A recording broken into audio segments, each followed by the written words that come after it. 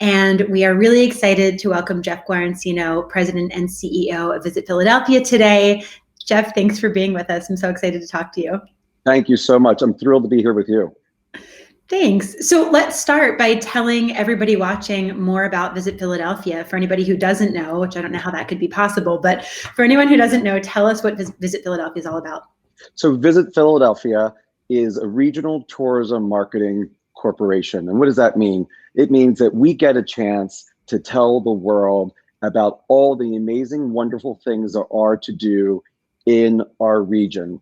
The shopping, the dining, our restaurants, our hotels. We ask people to come and take a trip to Philadelphia, come see their friends and relatives, come for fun.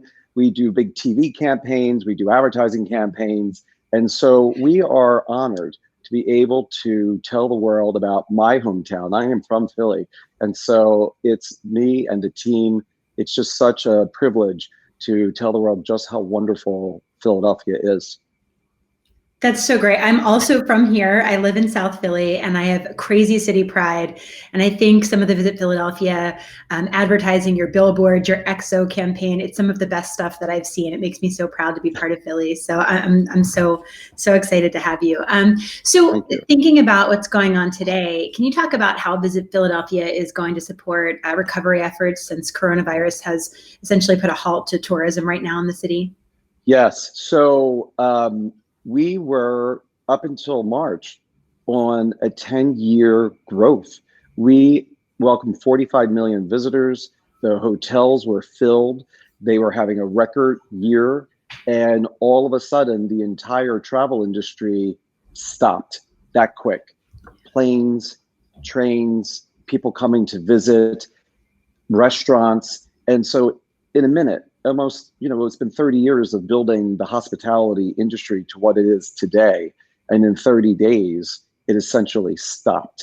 And so we are working very closely with the regional convention and visitors bureaus, the convention center, the Philadelphia International Airport, the Philadelphia Convention and Visitors Bureau, the visitor center. We've already been meeting since March to early March to talk about what our recovery is going to be and how will we do it and when will we do it.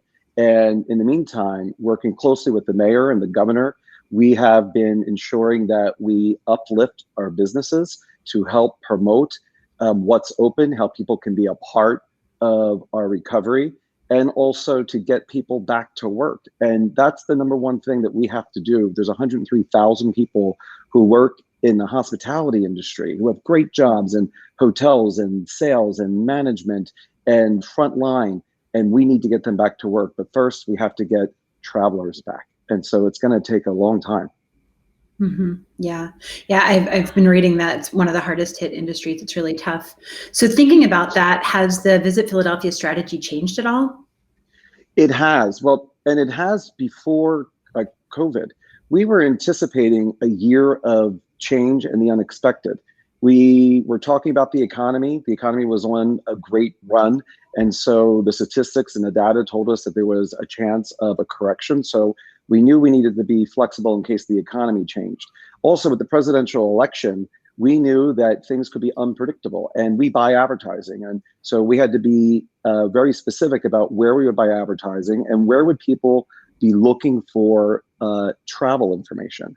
So we were already preparing for a year that would be unlike the year before. And so that was our partnerships with James Beard, Live Nation, the flexibility, the agility. Earlier this week would have been when we would have launched a $2.5 million summer tourism marketing campaign. And so, of course, we're not doing that right now, but we've been flexible. And so we could not anticipate a pandemic. So none of us could. And this is really one of these moments that will forever change the travel industry. And when you think about airlines or cruise lines, hotels, meetings, conventions, this will be a game changer for sure. Yeah. Well, speaking of something that we can't anticipate, Jeff, I think one of the reasons we're so lucky to have you in Philadelphia is that this is not your first experience leading recovery efforts following a crisis. You were integral to the tourism recovery campaign for Philadelphia after 9/11, the Great Recession, and you led recovery for tourism and hospitality in Atlantic City after Superstorm Sandy. So we're just so fortunate to have someone with such deep experience. I would love it if you could tell us more about your past experiences navigating crises like this, and what have those taught you? How will they help position recovery strategies for Visit Philadelphia going forward? You're the guy to lead this, so tell us more. Thank you. It is interesting. My entire career, as you mentioned, I was at Visit Philadelphia after 9/11 and launched the Philly's More Fun When You Sleep Over campaign with that talented team. I launched the gay tourism campaign, Philadelphia Get Your History Straight, Your Nightlife Gay, which was controversial for some at the time. And then people love that campaign. Incredible. And then, of course, the Great Recession. And I went to Atlantic City at the height of their crisis in 2012, and no one could have anticipated Superstorm Sandy. And so all of a sudden, after launching a very successful campaign, Do AC, we were in a recovery effort. And then the year after that was 10,000 people lost their jobs in a day at the former Trump Plaza, the Trump Taj Mahal. And so I don't know why each of them are really different, but when we have a crisis. But for some reason, I've learned how to work in a crisis and how to successfully have a destination come back quick. And so I'm blessed that I have an opportunity and experience to lend a hand to my hometown to help us get people back to work, to rebuild our industry, and to do it with all of the people like yourself, Dan Hilferty, everyone that was going to take all of us to do it together. And it does, because you asked, what do you learn? I learned three things. One is mind, body, spirit. My days start when a crisis hits. Your day starts usually about 7:15 when the first phone call comes, and your day ends about 11 o'clock at night when you get through everything from the day and the volume that comes because it's so urgent. And what I learned from Atlantic City was mind, body, spirit, because this is going to be a long triathlon. This is not even a marathon. This is a triathlon. And so what I would do prior to the COVID was I go to my church in the morning.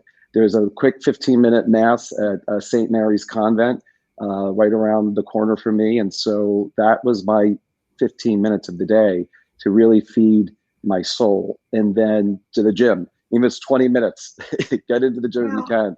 I have not been good so far right now of getting my mind, body, spirit routine. So that's one of the things I'm still working on. This is just a different time. I will say one thing: no matter what the crisis, no matter what is thrown at you as a professional or at the destination, we will come out of it. There is a light at the end of the tunnel. There is a path forward. There is always hope. There is the ability to come together, work really, really, really hard, and make sure that we're doing it for the right reasons. And I will say the biggest difference between when you're marketing a destination in a crisis and when it's the good times is you're on a tightrope. There's not a lot of room for mistake when you're in a crisis or coming out of recovery. Every decision you make has to be thoughtful. It has to have a sense of what's two steps down the line. And you have to really be centered knowing that we're responsible in tourism to help put people to work and put food on the table. And so when you have that sense of understanding of what your job is, then it makes it a privilege to be able to say, this is how I can help. This is how my team can help. And that's our goal. That's our mission. That's what drives us every day, every single day. My mom was a single mom, raising two boys in the 1980s.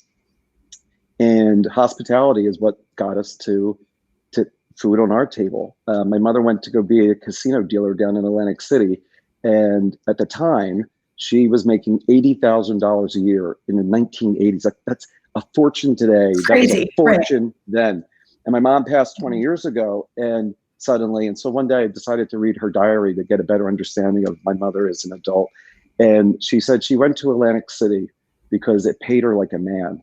And I thought that was really interesting. And we're still having these conversations today about pay equality.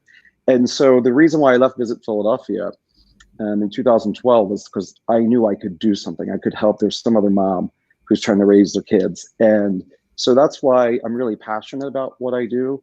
I really understand it. And this industry has given me everything. I mean, it's just given me everything. I went to community college because I couldn't afford Temple at the time, back in 1991. And community college became a pathway to Rowan, and then working really hard. And here I am as a president and CEO of a major organization. So I really believe in what this industry can do for everyday Philadelphians. I know it. So. That's crazy. I just got chills like 3 times. I'm ready to cry here. That's an amazing story. And I was going to ask you how you stay positive among all of this uncertainty, but I think you hit on so many things, you know, that idea of mind, body, spirit, and keeping yourself healthy, whatever that means, right? Keeping you mentally healthy and sound. But I also love that you talked about the responsibility that you have or that you feel at Visit Philadelphia. And I think that's such a, it's not unique to Philadelphia, but I do feel like it's a Philadelphia thing, right? I feel like, you know, we've been sitting out on our stoops and talking to neighbors, you know, from 6 feet away. But I think there's very much that feeling of we do take care of each other. And I think that's very, very true of our city. And I really love and appreciate that. So I think that's really important. And thanks for sharing that story. I also went to community college where we're both CCP alum. I love that. Oh, that's great. Yeah. Can you talk about, talk about relief efforts that are happening in the greater Philadelphia community and the fund to help support small businesses, which I think is so important. And we all want to know more about that and what we can all do. Right. Picking up on what you've said, I love that this city comes together and they're so generous. We are generous with each other. And so led by the mayor, who we talk frequently. And when he picked up the phone and called Independence and called the William Penn Foundation, I mean, he cares so much. And so everyone jumped in for the COVID-19 fund to help with essential human services, food on the table. And so I'm so excited. I was at the press conference at City Hall when he announced it and when everyone was there to say, we're going to help our neighbors. And now it's grown to millions of dollars. You're seeing other funds that are coming out to support restaurant workers, to support homeless, to support William Penn has been doing so much work. Janet Haas was talking yesterday to the Young Professionals Organization, talking about the dedication and the commitment to children and homeless of the Project Home is doing. And so I think it's extraordinary. And what we also see, frankly, is how we help each other. People who are delivering groceries right now, people who are still delivering our mail. The mayor wanted to do a thank you campaign. And so he called us and said, I want to thank everyone. We said, we do too. So we designed this campaign, and it's everyone who the sanitation workers and people at Commerce Department, the mayor's office, police, fire, how much all of these people who we might not think about on a daily basis, who are essential to helping us now and helping us in the future. And so we were really honored. And so we threw out, we put together this campaign. There's 50 different thank yous already and growing. We asked people to thank people too. And thank you is free. You know, that also is a way that every single one of us can contribute to the recovery. We just have to say thank you to the people who might be at your front desk. You never know who's struggling with what. And so in these times, Philadelphians shine. And so I'm a proud Philadelphian, and that's what I see around. And whatever you do and donate, I was able to talk to the Archbishop Perez and to introduce myself. And he and I were talking, and I had not realized when we talked, he said, you know, these parishes, when we close the churches, the parishes serve their communities every single day. And so because I had asked Archbishop Perez, what could we do? And he says, just let people know, if you, whatever church or denomination, send a check. And because that's what's going to help them help your neighbors and your community. And I had not thought about that. And so I really appreciated that he opened up my mind to something of, wow, like we're not in church, but you could still send that check and Right. and do the best thing. So, yeah. I love that. We have great questions coming in from people watching. So just to tack on to the thank you campaign, I've seen you post some of it. So a viewer is asking where we can see or participate in the thank you campaign. So tell us more. So the thank you campaign, you can find everything at visitphilly.com. If you're also looking for data and research, we've been doing a ton of research to inform our marketing decisions at visitphilly.com/research. Follow us on social. We have an e-newsletter too as well that you can subscribe to and you can download, and just thank everyone. So if you follow us on our social channels at Visit Philly, you'll be able to share, send, and be a part of it and create your own thank yous too. One of the things that the mayor wanted to do was kind of spark the thank you messaging early. At the same time, he said we have to stay at home. And so however people want to be creative to do your own thank yous, I think, it's just as easy as that. I love it. I love it. We had another question thinking about virtual events and wanting to know what kind of virtual events a lot of our cultural institutions and organizations are doing. Is Visit Philadelphia collecting those, and are those on the same resources you mentioned? They are. And we started Philly Live weekends. We had this amazing partnership with NBC 10. They've been a terrific partner. We pioneered something that no other NBC station is doing across the country. We were the first with Rick Harris and his amazing team there. And so Philly Live was suspended so they can focus on COVID coverage. And so I called Rick, we quickly pivoted. And so now Philly Live weekends is what you could see each weekend at visitphilly.com or on Facebook.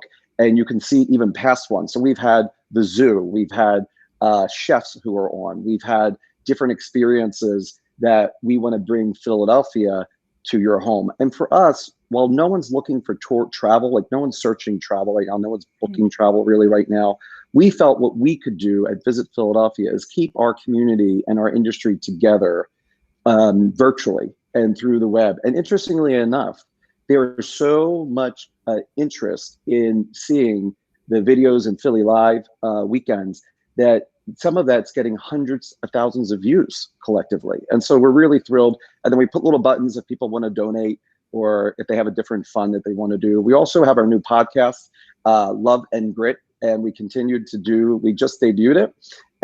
Justin Peasy and Rachel Ferguson are the co-hosts, and it is a home run. And what we decided to do was not suspend Philly Live. We decided to do more. Love and Grit, the podcast. We decided we'll do it every single week so people can stay connected. And then when we're ready and the time is right and when it's safe to do it, we'll begin our marketing campaign for what we call the bounce back.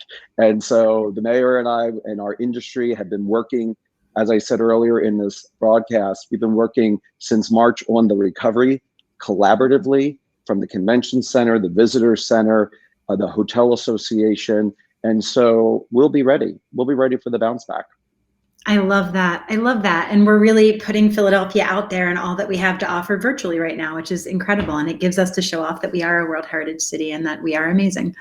Right. So when you talk about the bounce back, we had a question come in that says, how do you celebrate the reopening of the city while being sensitive? So have you thought about that yet? How do we, what does that bounce back? What does our reopening look like? So I missed part of the question for some, but what does the reopening look like? Mm-hmm. So the reopening is slow. One, we have to understand that however our public health officials tell us it's safe to gather, to be back out in the workforce, to reopen, we're going to first have to adapt to what that might be. And then secondly, the messaging has to be a traveler here in Philadelphia. People are going to want to travel. We already know that people are going to want to do drive trips. Philadelphia is going to be a great drive trip. We know that people are going to want to see their friends and relatives. And you should invite every one of your friends and relatives to come visit us in Philadelphia this summer and go and enjoy everything we have to offer. So the first is going to be a real regional campaign, something in the Philadelphia DMA. And then we'll start, at the time is right, to start to build out and to build out. It's going to be, the research is telling us that travelers will take at least 7 months before they really feel comfortable enough to travel. We don't know what the unemployment rate is going to be. We don't know what the buying capacity is going to be. And most importantly, what we don't know is that the travelers, us, me and you, everyone, we haven't identified what we're going to want in travel in moving into the future, because we're still kind of going through it. Like, this is in some ways traumatic for all of us because we never experienced this before. And so the light at the end of the tunnel is a bright, shiny light. And that light, we're going to decide as a community together, what are we going to seek in our travel experiences, and what do we want to do, and how are we going to support our cultural museums, our restaurants, each other, and our industry. But it is going to take time. This is not going to be a switch. This is going to be a 2 to 5 year rebuild in terms of our industry. And I'm very, very concerned about the small businesses, the hotel, retail, who need a quick comeback and going to need that. And now people have learned, everyone has learned that you can order everything to your home in some particular way. And so we have to be mindful of that. The consumers, all of us, have learned new behaviors right now and how to meet virtually and how to do more with technology. And so that is a good thing, but it will change us as a community for a long time. And so we have to think through, really mindful, how can we innovate our business? How can we be ready for innovation? What does the future look like for us and our industry? I was talking to my amazing team back at Visit Philadelphia, and I said, imagine if we were in the cruise industry. Imagine if we were working for the cruise industry and the conversations that we would be having about how do we get people back on cruise ships, right? How do we get people back on planes? We in Philadelphia, because we're such a vibrant destination, a lot to do, great outdoors, history, parks, shopping, drive here. That's why I'm so optimistic that no matter what it's going to be, we're all going to be fine. And we're going to be fine if we stick together and we do everything collaboratively and we do everything to support each other. No matter what industry you're in, no matter what neighborhood you're in, no matter where you are, we can come out of this as a much greater Philadelphia than we were before, and we were pretty great. So I think that we're gonna come out as a much greater Philadelphia if we continue to take the lessons that we're learning, right, and the blessings that we have, because I think, and even in this time, all of us are reflecting on the blessing of time with our family, right? Mm-hmm. The blessing of not being able to have to run from meeting to meeting to meeting to meeting, but also the blessing of if you have work, that's a blessing, and if you don't have work, thankfully with our elected officials who were able to help extend unemployment benefits, mm-hmm. to add more money into people's paychecks, to figure out what we could do with healthcare and some more support small business. I think that if we keep those lessons and we think through what we've learned and how to do it when times get tough again, we will figure out how to do it better and better than anyone, because that's what Philadelphia does. We're pretty competitive here. And so we're going to do it better than any other city and any other community. We're the best. I mean, we are the best. There's no doubt, right? We're the absolute best. I wish I could take and package up your optimism and sprinkle it all over the city. I feel like I've been looking for you for weeks now. I love this because I'm an optimist too, and I feel like we will be better than ever. And I love hearing you say that, particularly when you are at the helm of an organization that will help us do that. And that feels really comforting, I think, just to hear that message. So I really, really appreciate that and love it. I also love this idea of supporting local tourism and all of us who are here getting out and supporting businesses when we're open again and when we're able to do that. So tell us some of your favorite things to do in Philadelphia. I mean, you've been a champion for Philadelphia your entire career and life, really. What are some of your favorite things? What should people go out and see? So I live here in Old City. I love Old City. I love our history. I walked to Independence Hall. I experienced the parks that we have. So for me, the shops in Old City, the small boutiques on 3rd Street, the coffee shops. So for me, I love our city and everything that the city has to offer. I love jumping on SEPTA and going up to City Hall, or jumping on Amtrak and going out to Lancaster. And it's really nice how connected that we are. So for me, I really just enjoy the experience of the city. I cannot wait to get back to the Philadelphia Museum of Art or the Franklin Institute, to see some of my neighbors. Again, my church, as I mentioned about my church, I cannot wait to get to that convent and just pray at a time that the priest does a mass at the convent. And so I really look forward to that a lot. And I think I'm going to be really excited when you and I get a chance to have a glass of Chardonnay somewhere and talk to everyone. And my team, we've been working virtually, and we see each other. We have staff meetings in the morning and in the afternoon, and I go to the office when I have to conduct routine business. And I'll tell you, our offices are not the same without our people. That's not. It's glass and brick and metal. It's really the people that bring the energy, the passion, the creativity, the fun, the spontaneity. So I really look forward to seeing my colleagues again soon, not virtually, but in person. Yeah, I feel the same way. I'm missing my team in a big way. I can't wait to give them hugs. So, so we have one last question we can take. We're just about to wrap up, but this is a great question. Do you feel that the city has an advantage because we have an abundance of outdoor space and walking tours and events and restaurants that have outdoor seating? Does that help us in all of this? And as we're thinking about now getting outside? Without a doubt. And people know Philly and greater Philadelphia. It is a major advantage.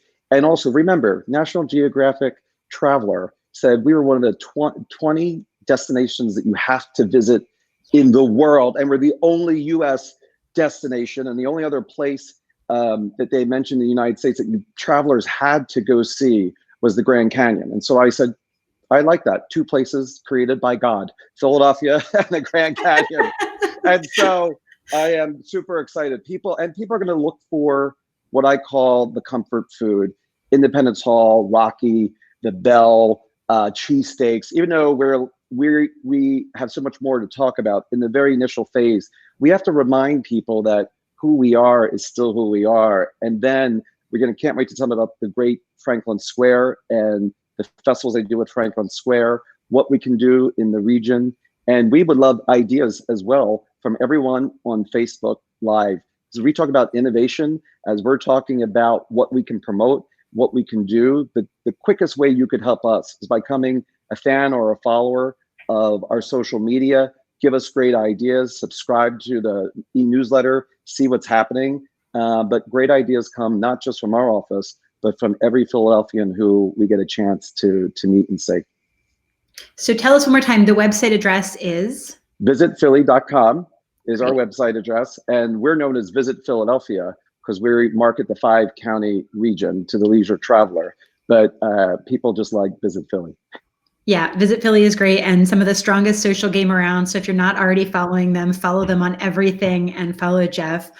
Jeff Guaracino, it's so nice to talk with you and just get this message of hope. I've never been prouder to be a Philadelphian with the way our city has responded to all of this. And just love hearing your thoughts and hearing from you and thinking about how we're going to innovate and come back from all of this. So thank you so much for your time. And we can't wait to see you out and about town soon, I hope. For sure. And thank you to Independence. I do want to mention Dan Hilferty, Independence, getting us in telemedicine, everything you've done in the community, and being on the front lines with everyone. Thanks to Independence, and thanks for continuing to do this innovation festival, and thanks for everything that you do for our region, everything that Dan and his leadership does for our region, and thanks to Independence. We appreciate you back. Thank you so much. I've never been prouder to be part of Independence. I bleed blue. I know technically we all do, but I really bleed blue. And it's really been an incredible response from our organization. So I appreciate you recognizing that. Thank you so much. And we'll talk soon, I hope in person. Talk soon. Thanks, everyone. Bye, guys. Thanks for watching.